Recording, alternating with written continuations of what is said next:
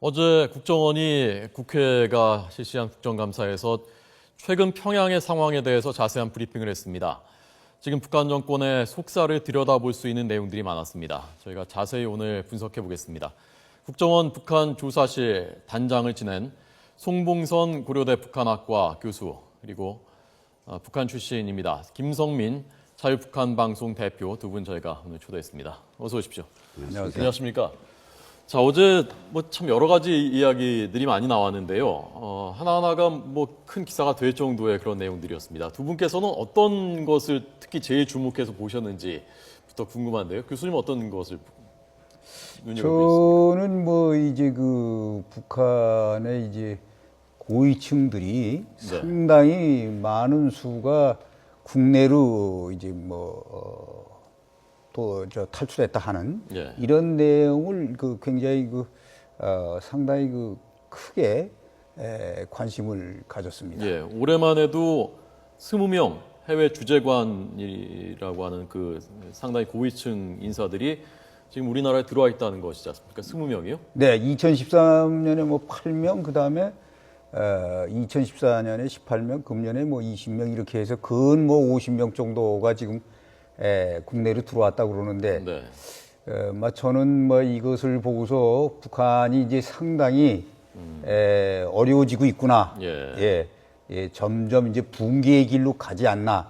이렇게 생각됩니다. 저도 해외에 10여 년간 공관원으로 근무를 했습니다만은, 북한이 이 지경에 이른 것은 역시 지도자의 지도의 잘못된 데서 비롯된 것으로 이렇게 생각할 수 있겠습니다. 해외 주재관이라는 것이 어떤 건지, 나가서 무슨 역할을 하는 것인지 그걸 좀 설명해 주시죠, 대표님. 그러니까 지금 발표 자료를 보면 해외 주재관에서 종사하던 사람, 주재관에서 외교관이었다거나 아니면 그런 업무를 했다고 딱 밝히지는 않았습니다만 해외 주재관에 여러 가지 업무를 하는 사람들이 많지 않습니까?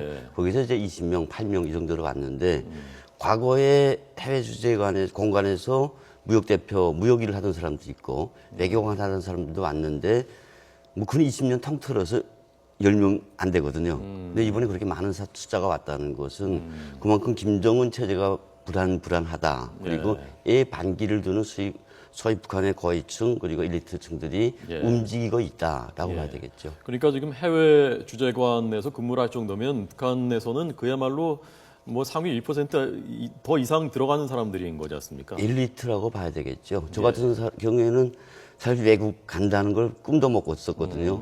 그러니까 그 정도에서 외국에 나가서 공간에서 주재국 공간에서 일했다는 것은 북한에서 정말 최고의 엘리트라고 봐야 되겠죠. 상식적으로 생각하면 북한에 다시 돌아가도 먹고 살만 할 테고 권력도 누리고 하면서 살 수 있을 것 같은 사람들인데, 그런데 저 사람들이 저런 결심을 하는 것은 왜 그런 것이라고?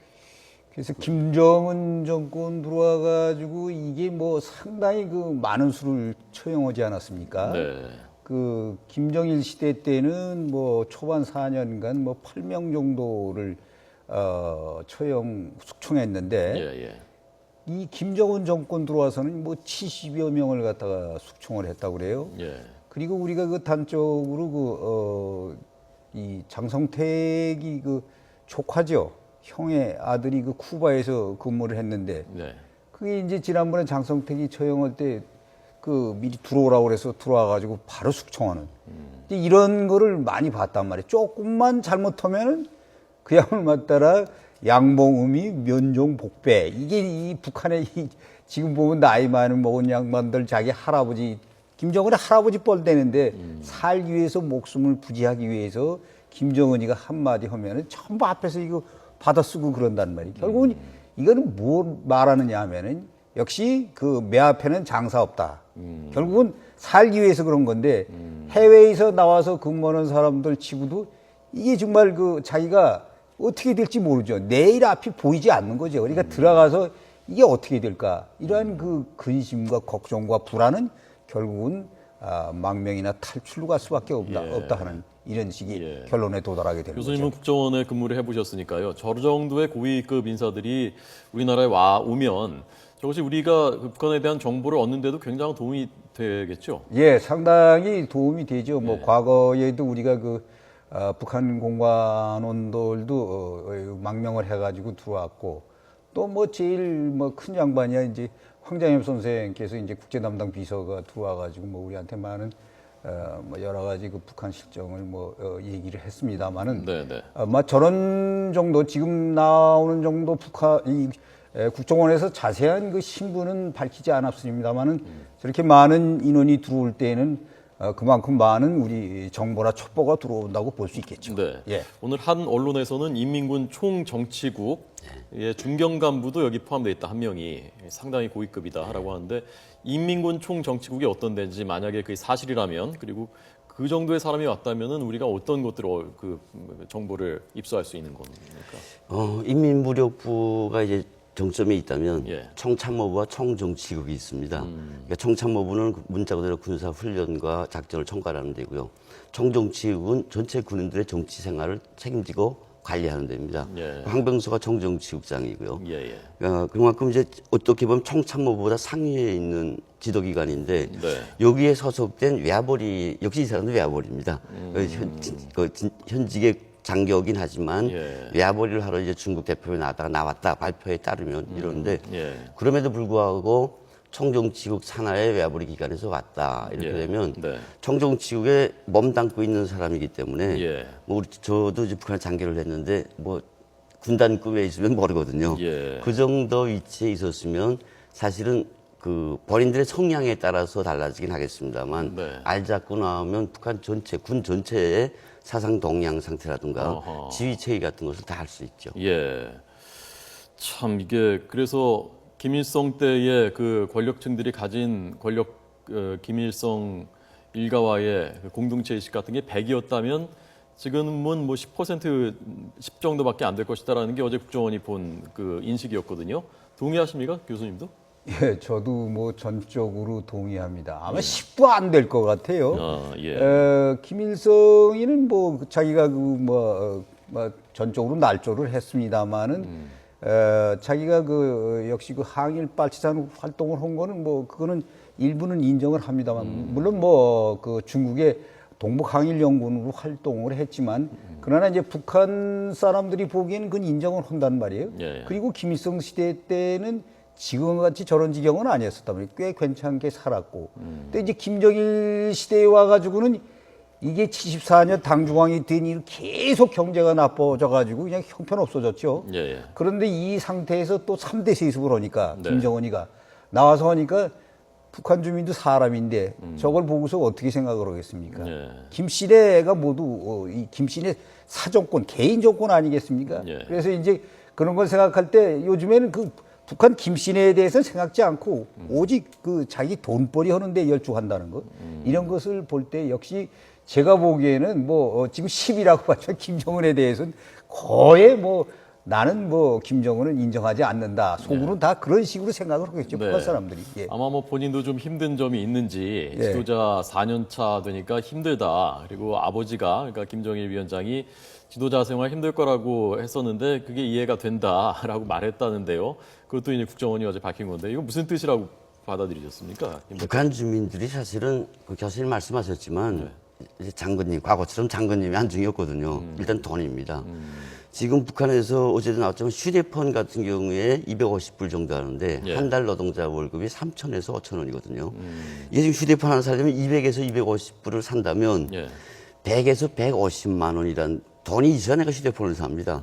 이 휴대폰이 어제 발표에 370만 대가 있다고 그러지 않았습니까? 예. 이 3천 뭐 북한 주민 모두가 그 370만 명의 휴대폰 가진 사람들을 부럽게 바라보고 있습니다. 예. 나는 언제면 저 돈을 모아서 휴대폰을 살 수 있을까? 최근 북한 휴대폰 들여서 보니까 우리 것과 거의 못지않게 모든 프로그램들이 깔려 있거든요. 다 사진도 찍고 동영상도 편집할 수 있게 돼 있고 예. 이걸 바라보는 사람들은 이제 가치관이 과거처럼 장군님께 충성하거나 노동당원이 되겠다는 생각은 버린 지 오래고 나도 돈 모아서 휴대폰 사야 되겠다. 예. 장마당에 가면 별의별 게 다 있는데 돈이 없어서 못 사거든요. 나도 돈 모아서 장마당 가서 살 걸 좀 사봐야 되겠노라는 사람들한테 예. 장군님의 말씀이 먹히지 않는 건 사실일 거고요. 이걸 김정은이가 아예 모른다면 모를까 아는데 저 주민들을 움직여야 되고 그래서 장마당을 모른 척 놔두지 않습니까? 예. 그리고 한쪽으로는 이제 말씀하신 것처럼 나이 든 사람들, 과거에 김정일, 김일성 때부터 이제 내려오던 사람들은 말한 대로 쏴 죽이기도 해야 되겠는데 이 젊은 친구가 얼마나 속상하겠습니까? 그런 하소를 지금 하고 다닌다.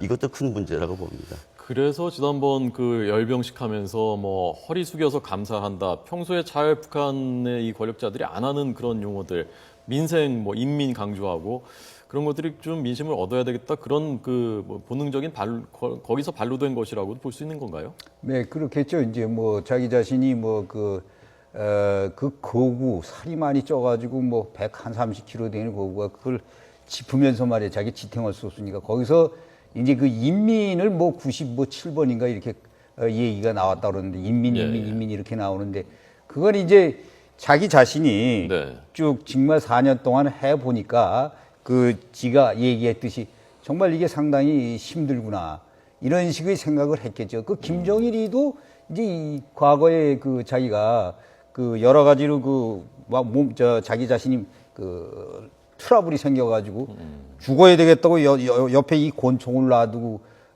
죽겠다고 하는 걸 갖다가 그 고영이가 그걸 말렸다는 얘기가 있어요. 무슨 얘기냐고. 이제 그런 거를 볼 때 북한의 이제 그 독재자라는 게 그 히틀러도 마찬가지지만 독재자는 사람을 그 죽이면 그것도 인간이기 때문에 자기한테 스트레스가 점점 더 많이 쌓이겠죠. 그러니까 스트레스가 정신적으로 그렇게 쌓이다 보니까 이제 이걸 어떻게 좀 해소를 해야 되겠는데 하면서 이렇게 전 인민이 모이고 그다음에 전군이 모이고 이런 가운데서 역시 그 인민 하는 거는 그걸 충분히 이해가 가죠. 그 독재자가 이걸 어떻게든지 해서 자기 자신을 커버하기 위해서 나는 당신네들 편이요. 그런데 이게 잘 안 됩니다. 하는 식의 이런 호소라고도 볼 수 있겠죠. 그 장마당에서 아까 장마당이 380개 정도 된다고 지금 북한에 어제 밝혔는데 장마당에서 이거 뭐 안 파는 게 없다고 하셨는데 뭐 팝니까 거기서 장마당에서? 일단 뭐 북한 주민들에게 반드시 필요한 쌀, 식량부터 시작해서 하다못해 땔감으로 산에 가서 나무를 해와서 갖다 놓는 사람도 있고요. 중국산 뭐 경공업 제품은 거의 다 들어가 있고요. 그 장마당 차례인데 밑에 들어가면 삼선 라디오도 있고요. 하다못해 그 장마당을 통해서 대한민국의 이제 그 LCD 그 TV도 들어가고요. TV도요? 예, 거의 안 들어가는 게 없죠. 북한 당국자들이 장마당을 지금 김정은 시대에 와서 특별히 뭐 국가가 배급도 못 주는 판이긴 합니다만 김정은이가 아주 머리를 굴립니다. 그래서 장마당을 과거처럼 통제를 하지 않고 가만 내버려 둡니다. 그러니까 별의별 물건이 다 있다고 보면 정말 고양이 뿔 내놓고 다 있다고 북한 사람들이 말하고 있고요. 웃기는 거는 여기서 그 정말 야채나 그 강냉이 쌀 일부를 내놓고는 다 달러거나 중국 돈으로 판매되고 있습니다. 최근에 북한에 들어가는 이제 재미교포 한 분을 만났는데 가방에 달러를 이만큼을 구워서 이거 왜 가져가냐고 했더니 다 1달러짜리를 보여줍니다. 본인들도 가서 장마당 가서 평양에서 사 먹으려면 달러를 내밀어야 판매가 된다라고 이야기하시더라고요. 그런데 김정은 입장에서는 이게 어쨌건 인민들도 다독여야 되지만 이렇게 TV, 특히 아까 라디오 같은 걸 통해서 바깥의 정보들이 많이 유입된다고 하는데 점점점 체제의 근간이 그렇게 되면은 흔들릴 것이라는 것은 인식을 할 텐데요. 그런데도 그냥 이렇게 계속 방치해 둘 수 있는 건가요, 장마당을? 상당히 그 단속을 했다가 또 한때는 또 단속을 안 하고 뭐 이런 식으로 왔다 갔다 해요. 그래서 이제 그 지금 말씀하신 대로 이제 그 장마당을 뭐 쥐고 흔들고 그러는 게 지금 평양에 그 돈주가 한 20만 내지 30만 명이 된다고 그래요. 뭐가요? 돈주들. 그러니까 시장을 쥐락펴락하는 이 세력이 벌써 생겨가지고 이 어떻게 보면 자본주의가 이제 벌써 형성되는 거라고 볼 수 있겠죠. 주체 사상의 국가의 자본가들이 활약을 하고 있군요. 그러니까 이 사람들은 뭐 BMW, 벤츠 이런 차를 타고 그다음에 뭐 한국의 삼성이나 뭐 LG 이런 냉장고 뭐 전자제품을 다 가지고 있다고 그래요. 그렇게 하고 뭐 중국산 제품 말할 것도 없고 뭐 MP3, MP4 이런 것들이 들어가서 장마당에 돌아다니고 또 장마당에서 모든 정보가 왔다 갔다 하고 그야말로 그게 이제 지난번에 530 조치에서 4.6제에서 이제 정부에다 육바치고 개인이 사갔다가 이제 그게 바꿔줬잖아요. 이게 지금 그런 유괴 물건이 이제 자기가 열심히 일을 하면은 자기게 되니까 그래서 이걸 들고 나와서 파니까 역시 여기 과정에서 시장이라는 게 형성되면 아무래도 이게 이제 또 머리 쓰는 데 따라서 이렇게 20만 30만이 생기게 되는 거지. 이렇게 사회가 자본주의로 가게 되면 북한이 아무래도 이제 이게 어떻게 보면은 독재 체제가 유지한다는 게 상당히 어려워지겠죠. 그래서 단기적으로는 몰라도 이렇게 독재가 통할는지 모르지만은 이게 점진적으로 뭐 10년 뭐 이렇게 갔다 하면은 북한이 제가 보기에는 상상을 초월한 그런 변화된 세계가 오지 않을까 네. 이런 생각이 듭니다. 예. 어제 저희가 들은 소식들을 통해서 북한 내부를 좀 알 수 있는, 좀 더 깊숙하게 알 수 있는 그런 의미 있는 정보들이 많았고, 오늘 두 분 분석 잘 들었습니다. 송봉선 교수님, 김성민 대표님 고맙습니다. 감사합니다.